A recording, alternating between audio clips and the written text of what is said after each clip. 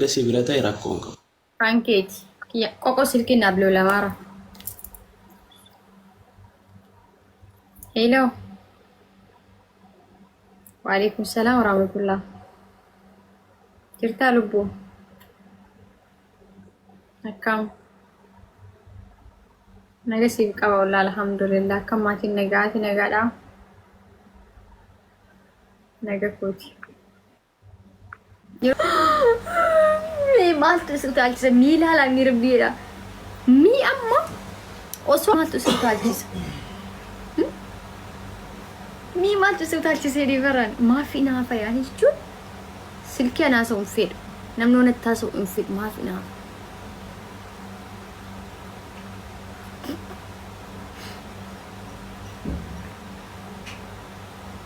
Deebisee qoyme. Xumurtee? Yaa booda deebisee dhee cufadhee. Okay. Maa baate? Asiinatti dawwalan bara'anii koo isa dawwalamu argaa jirta meseenjera dawwalaa turan. Haasa'ee xumuruuf han bahe bar. Meseenjera koo osoo ati na biraan bayni kan cufte bar. Osoo na biraan bayni cufte. Asirra bar saayilentii irra jira. Ay asin sargaan jiru takka yoon seennine hin bilbilan haasofne ko as mi'uma asirraa waliin baane tiktok irraa. Naasoob. Asmaa fayyaana.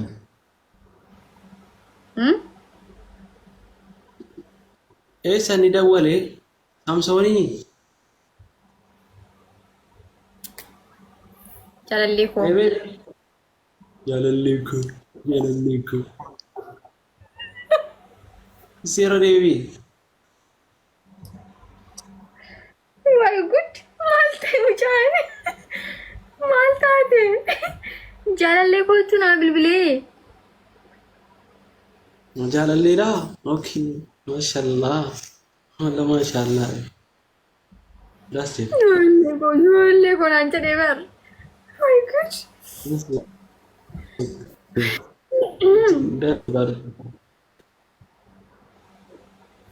Maal rakkoo qabaan jedhee bar.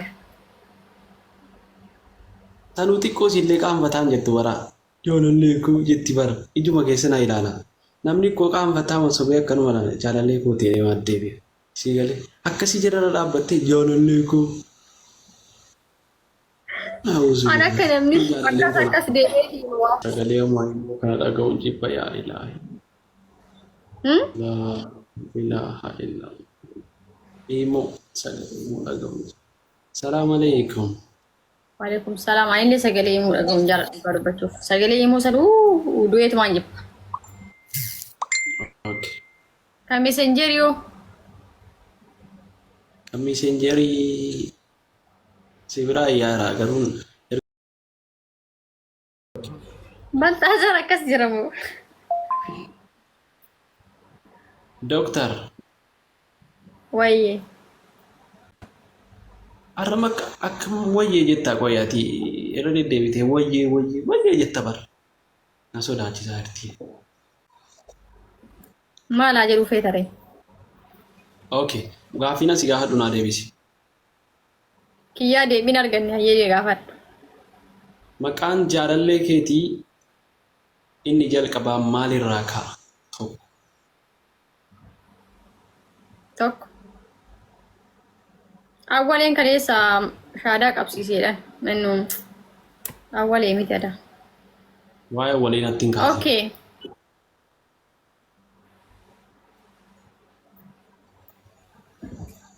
Ati kaleessa waan gaarii haasa'an turre bar. Awwaleedhaa? Ati kaleessa maal haasa'aa turre? Ani koo wallaahi billaahi namni akka koo amantii islaamaa jaallatu jira natti hin fakkaatu biyya lafaa. Akkas jechuun ammaan qabdu bakka. Jaalattus akkas jechuun qabdu. Amantiin islaamaa kiristaanuma keessa nama ajjeesu fida hin jedha. Nama nan hubanne. Ilaan amma fakkeessitoota hin jaalladhu. Warra fakkeessu hin jaalladhu. Fakkeessuus hin jaalladhu. An dhugaa dubbachuufi yoo namni walitti qabee deemi Filistiiniif loli yoo namni jedhe amma Itoophiyaa nama 10 hundeessa. Fide tokko keessa ana. Islaama eessa jiruuf hunduuf qophii. Gara biraa. Waa'ee amantii irratti immoo takkaan nama waa'ee amantiitiin gandummaadhaan nama qoqqoode miti. Waa'ee amantii dhiisii saba biraa warra amantii biraa hordofanuuf kabaja guddaan qaban. Siigalee akka Islaamni jedhutti. Dhimma amantii keessaa baay'atillee akkuma itti yaadde si dhufe dubbatte waan ta'eef akka itti jette garuu guutumaan guututti anaaf naaf hin taane dhimma amantii keessaa baay'e.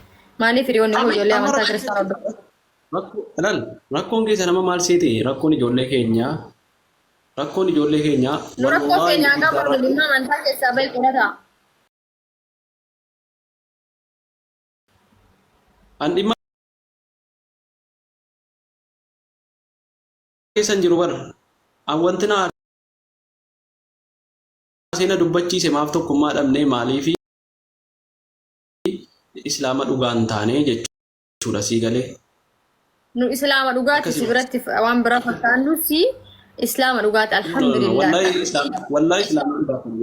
Islaama dhugaa akkasii miti. Badhaasa kun badhaasa keenya ofirraa namnurraa fudhatu sin jiru namnis nuun kennu namni illee nurraan fudhatu. Bataam sorry. Kanaafi gaafii kan keessatti deebi. Okay. Maqaan jaalallee keetiin ni jalqabamaa inni. Jechuun gaafii lammaffaa.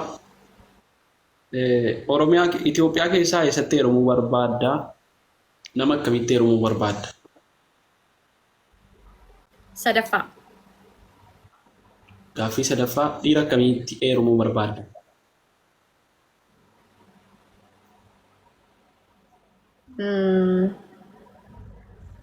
Gaaffii tokkoffaan jaalalleen koo yookaan namni an dura jaaladhu kan wal haasofsiisaa turre jaalalleen koo ni jalqaba qubee emirraa ka'a.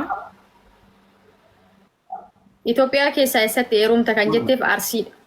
Oromiyaa keessaa kutaa Arsiitti. Gaaffii sadaffaan maal ture?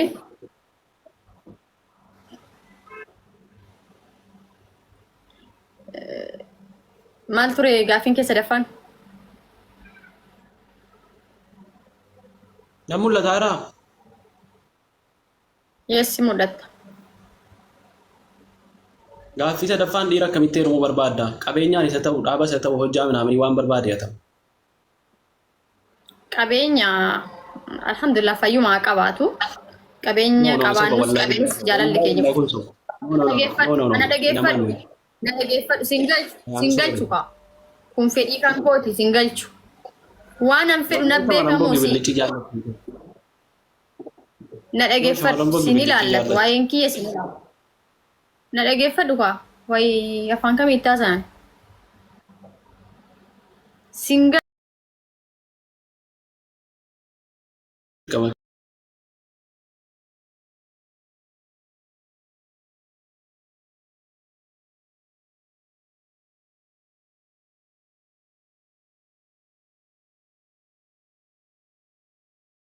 Farati dhiira bakka nama gadi qabeenya bulchu yaani dhiira jabaa yaani dhiira shok jettee akkana taatu loon ta'in